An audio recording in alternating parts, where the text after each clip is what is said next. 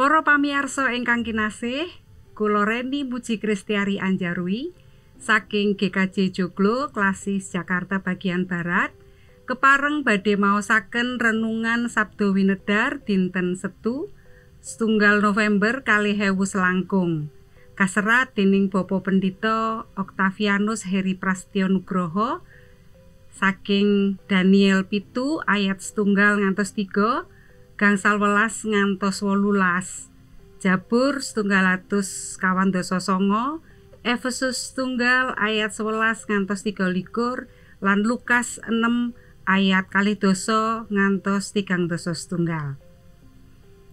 Pamaosing kitab suci saking Lukas 6 ayat kalih 21 kanthi jejer rahayu wong kang disengiti. Lukas 6 ayat kalih 21 mekaten suraosipun. Rahayu kowe menawa merga saka putraning manungsa kowe padha disengiti ing wong disingkang-singkang sarta diwewodo apa dene jenengmu dianggep ala lan diemohi. Para pamirsa ingkang kinasih, Gusti Yesus nedahaken bilih saben tiyang ingkang dipun sengiti awit saking pitados dumateng panjenenganipun badhe nampi karahayon. Sinaosa piyambakipun kasingkiraken nanging Gusti kepareng babar kegiatan saha tentrem rahayu ing salebeting manggul salib. Saestu ageng sih pawelasanipun Gusti Yesus.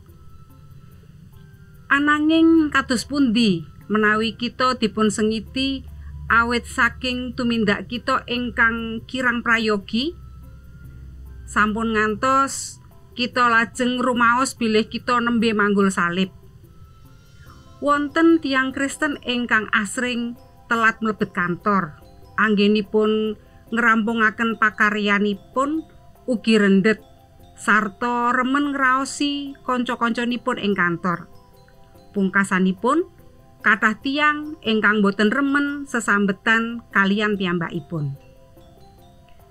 Sumangga kita sami saestu ngraos-ngraosaken gesang kita piyambak-piyambak. Menawi kita dipun sengiti, sampun ngantos kita lajeng rumaos bilih kita saweg manggul salib. Prayoginipun kita nitip reksa rumiyin menapa wonten tetembungan utawi tumindak kita ingkang boten mranani dhateng sesami. Menawi wonten kita kedah enggal-enggal mawas diri lan ndandosi gesang kita. Kanthi mekaten kita mboten gampil nglepataken sesami ananging kita sageta ningali diri pribadi rumiyin kanthi wicaksana.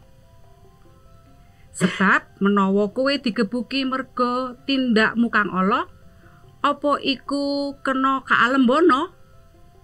Nanging menawa kowe tumindak becik sarta merga saka mengkono kowe nandhang sengsara, iku sih rahmat ana ing ngarsane Gusti Allah.